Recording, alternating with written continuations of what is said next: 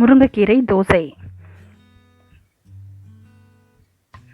முருங்கைக்கீரையில் calcium, iron ரெண்டுமே இருக்குது. இது அனீமியாவுக்கும் ரொம்பவே நல்லது.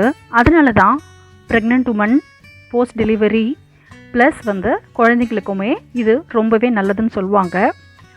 முருங்கைக்கீரையை வச்சு நம்ம தோசை பண்ணோம்னா சின்ன குழந்தைங்க கூட இதை ரொம்பவே விரும்பி சாப்பிடுவாங்க. இந்த தோசை பண்ணுறதுக்காக நான் ஒரு 3 கைப்பிடி அளவு முருங்கைக்கீரை எடுத்திருக்கேன். கொஞ்சம் டெண்டரான லீவ்ஸாக, துளிரான இலைகளாக எடுத்தோன்னா ரொம்பவே ருசியாக இருக்கும். ஒரு துண்டு இஞ்சியை குட்டி குட்டி பீசஸாக கட் பண்ணிக்கிறேன். ரொம்பவும் ஃபைனாக சாப் பண்ணணும்னு அவசியம் இல்லை, ஏன்னா நம்ம இப்போ இதை அரைக்க தான் போகிறோம். ப்ளஸ் நான் இன்றைக்கி ஒரே ஒரு பச்சை மிளகா ஆட் பண்ணுறேன். நீங்கள் ஒரு 3 பச்சை மிளகா வரலாம் ஆட் பண்ணலாம். ஒரு மிக்ஸி ஜாரில் இஞ்சி, பச்சை மிளகா ரெண்டுமே ஆட் பண்ணிக்கிறேன். இதில் இந்த முருங்கை இலைகளை வாஷ் பண்ணி வச்சுருக்கேன், அதை ஆட் பண்ணிக்கிறேன். இது நல்லா நான் க்ளீன் பண்ணிட்டேன்.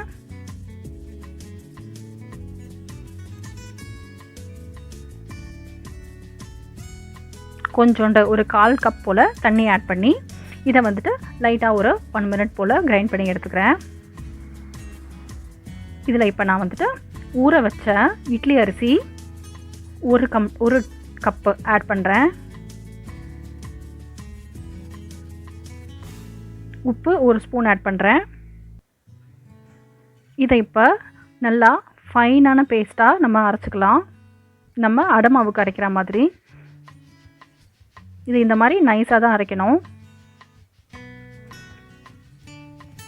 பாருங்கள், இந்த மாவு க்ரீன் கலரில் எவ்வளோ அழகாக இருக்குது. குழந்தைங்களுக்கு இதோட கலர் கூட ரொம்ப பிடிக்கும்.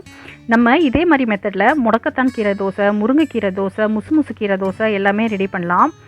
நம்ம ஊற வச்சு அரைக்கிறதுக்கு கஷ்டமாக இருந்துச்சுன்னா நம்ம வீட்டில் இருக்க இட்லி தோசை மாவுலேயே முருங்கைக்கீரையை இஞ்சி, பச்சை மிளகா எல்லாம் சேர்த்து அரைச்சிட்டு அந்த தோசை மாவில் மிக்ஸ் பண்ணியும் நம்ம ஈஸியாகவும் பண்ணலாம். இதோட டேஸ்ட் வேறு, அதோட டேஸ்ட் வேறு. இது லைட்டாக கொஞ்சம் அடை மாதிரி இருக்கும். வேற நீங்கள் இட்லி தோசை மாவில் பண்ணிங்கன்னா அது தோசை மாதிரி இருக்கும். If you like our video, subscribe our channel and click the bell button.